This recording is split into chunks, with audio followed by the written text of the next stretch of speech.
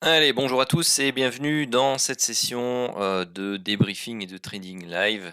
Donc pas eu l'occasion de trader beaucoup aujourd'hui, il est 18h12. Nous sommes le vendredi 23 juin et on va regarder ce qui s'est passé un peu depuis ce matin.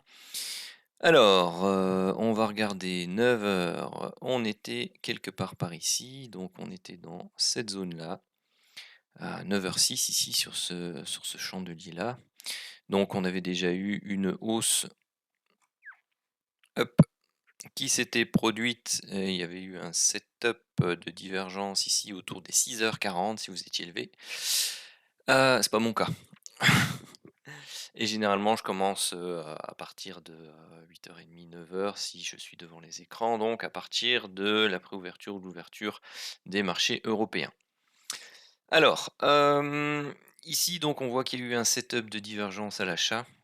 On n'était pas forcément en zone de range quelconque et on sortait d'une zone de range long terme, court terme ici. Donc bon, on reste prudent parce que, depuis la veille, on était, dans une tendance, enfin depuis cette nuit, la nuit en fait, on était dans une tendance, qui avait, fortement, baissé.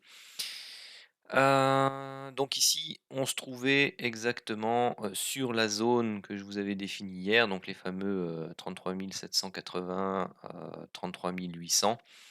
Donc on a fait une mèche, ici en dessous. On avait donc, les 3 bandes inférieures, court terme, moyen terme, long terme.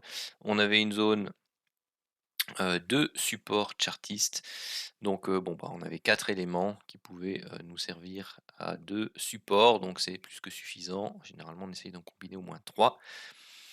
Et donc, si on pouvait entrer en position, on pouvait aller rechercher un premier objectif à 85 points, et vous voyez que le deuxième lot, eh bien, se clôturer ici à break-even. Donc, hop, on va faire le suivi.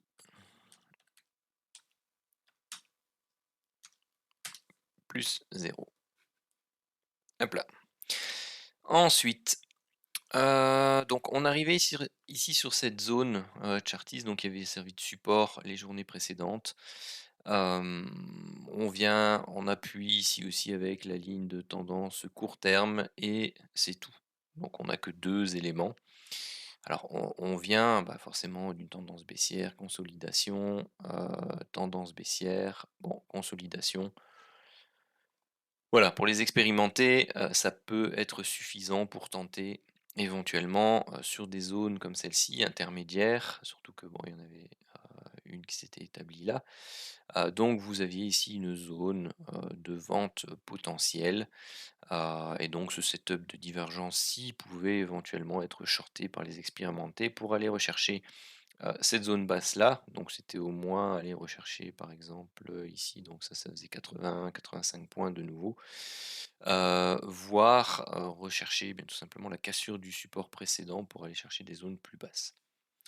Donc ça, c'est pour les expérimenter. Donc ça, je ne considère pas dans,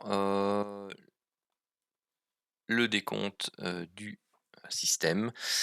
Donc ici, on voit qu'on a eu des setups de divergence, il y a eu une validation ici. Où est-ce qu'on se trouve? On se trouve là.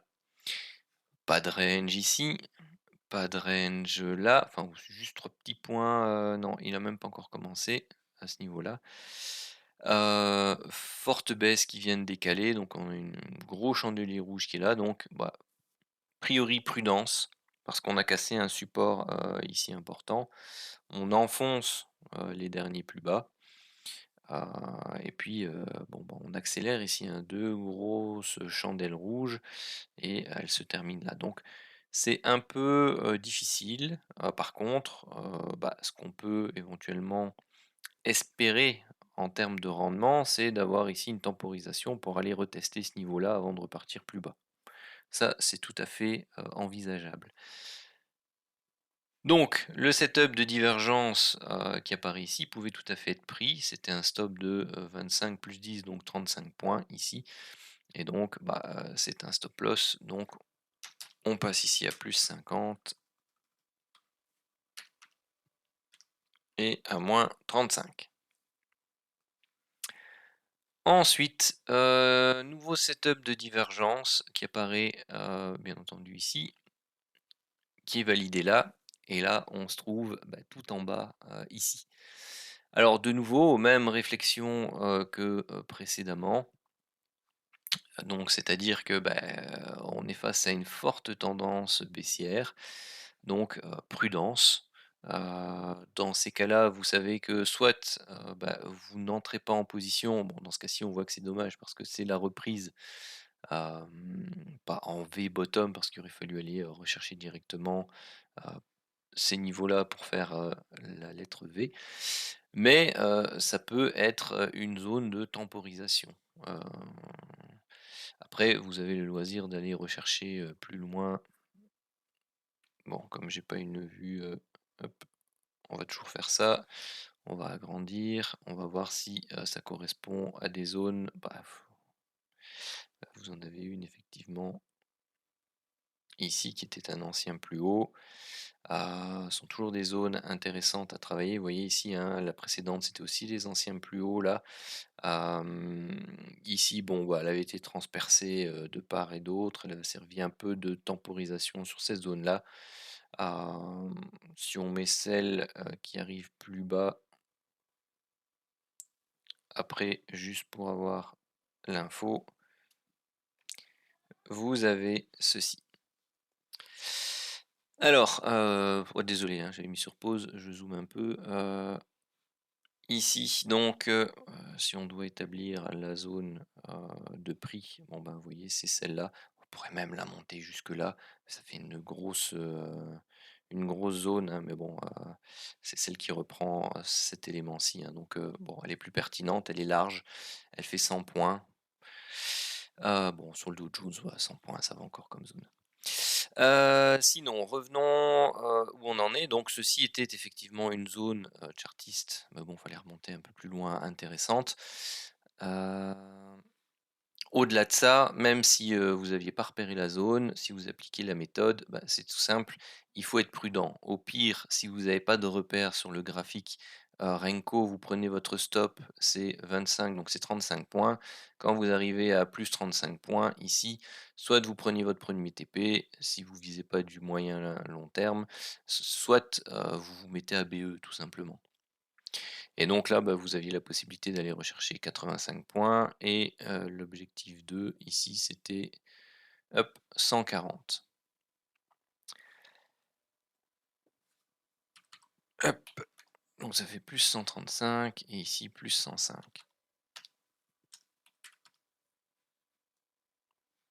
Voilà. Ensuite, où est-ce qu'on arrive? Bah, on vient retester cette fameuse zone, ici justement qu'on a cassée précédemment.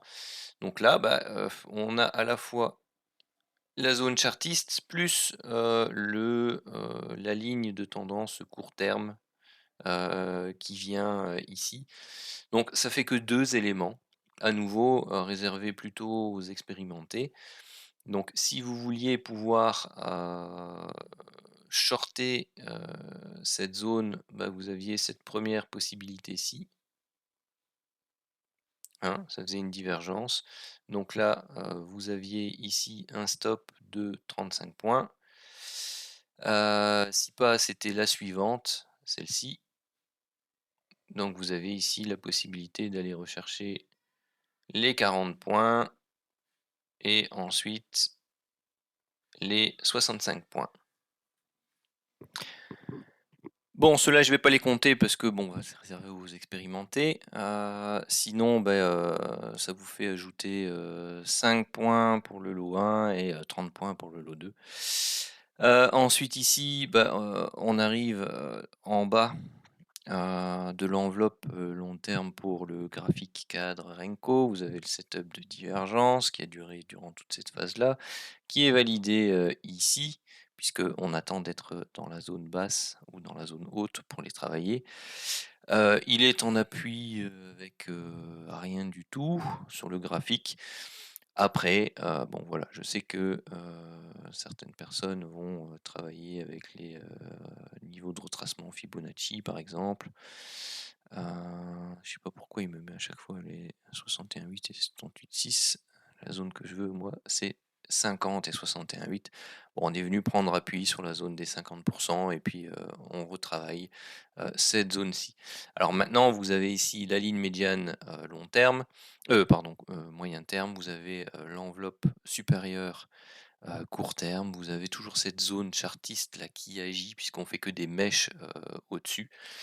Donc voilà, là vous avez déjà 3 éléments en plus de l'enveloppe supérieure ici au niveau du Renko.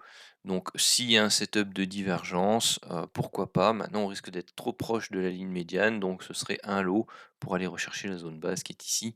Et si vous deviez, supposons qu'il break ici, donc vous avez un stop de 35 points et un objectif de 50.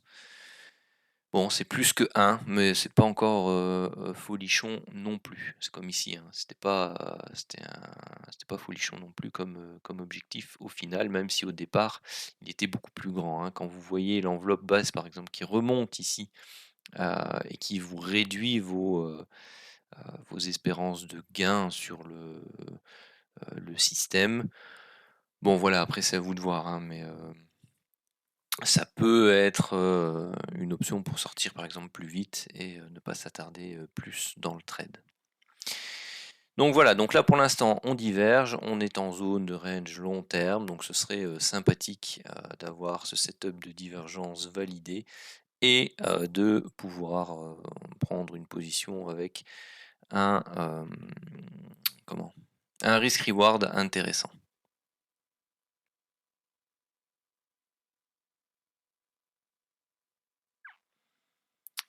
810, donc là on est à 820, au-dessus 825. Donc voilà, après, hein, si vous voulez jouer ici comment l'impulsion, et puis vous voulez jouer la première phase, deuxième phase et troisième phase de correction avant une remontée plus importante, vous pouvez tenter ici donc la figure chartiste de double top en appui ici, et puis vous mettre un stop là au-dessus autour des 830, 35. Bon, en le prenant maintenant, vous avez un stop loss de 35 points et vous avez des objectifs qui sont ici de 35 points, risque reward de 1, et là de 70 points, risque reward de 2. Ça se travaille. Ça se travaille. Maintenant, personnellement, l'heure qu'il est, 18h30, c'est l'heure de table aux États-Unis. Je suis pas friand de trader entre 18h et 19h30 en fait. Mais bon, voilà, c'est quelque chose qui se prend. Pourquoi? Parce que c'est plus mou en fait, hein. Bon, ils sont partis manger les traders américains, donc voilà. Alors, me revoilà devant les écrans, donc il est 23h. On s'était laissé ici sur cette opportunité, donc vous aviez un setup de divergence qui pointait le bout de son nez. Donc vous aviez celui-ci. On était ici sur cette fameuse zone de double top potentiel. Alors vous aviez eu une première opportunité sur cette zone de double top. Donc comme j'expliquais, hein, donc vous aviez la zone chartiste, l'enveloppe supérieure court terme et la ligne médiane moyen terme qui était baissière. Comme vous voyez par la suite, ça a renvoyé les prix sur la zone basse. Donc il y a eu un premier setup de divergence qui lui était stoppé, bon bah de justesse, hein, parce que vous voyez c'était 35 points. Ensuite vous en avez eu un deuxième, donc ici, avec celui-là, qui lui a donné son premier objectif à 35 points et son deuxième objectif, bah, c'est la zone basse ici, hein. Donc on laisse pénétrer un peu, on va rechercher ici, donc ça a donné entre 80 et 90 points. Ensuite on laisse couler, donc on pénètre de nouveau les trois zones, et encore c'est légèrement avec celui-là. Donc vous voyez, hein, c'est la zone grisée qui apparaît, donc ici il n'y a même pas de setup de divergence de toute façon, hein. Donc là il n'y a pas de trade à prendre sur le break du super trend. Par contre ici, vous avez le setup de divergence qui est marqué. On travaille de nouveau cette quadruple, zone, et du coup ici, ben, vous aviez une opportunité pour rentrer et vous aviez l'objectif 1 qui était à 65-70 points. Le deuxième, bon bah, il est stoppé, à, BE ici et ça termine, la journée et donc si on fait le bilan, on avait 200 points à prendre depuis ce matin, pour le TP1 et 160 pour le TP2, sans compter certaines zones, qui étaient, je ne sais plus lesquelles d'ailleurs, enfin bref, qui étaient destinées, plus pour, les, aguerris. Alors voilà qui clôture, cette semaine donc, bon, bah, le système ça a été une très, très bonne semaine pour le système. On a fait, 2 journées à 400 points, une à 360. Je me souviens plus ce qu'on avait fait lundi et mardi, mais c'était aussi au moins des 200 points, à chaque fois. Donc on est facilement à plus de 1 500 points, possibles sur la semaine. Sincèrement, si vous travaillez la méthode et que vous en prenez, ne fût-ce qu'un tiers, hein, 500 points sur la semaine, c'est, magnifique. Voilà, sur ce, je vous souhaite à tous un excellent week-end et je vous dis à la semaine prochaine.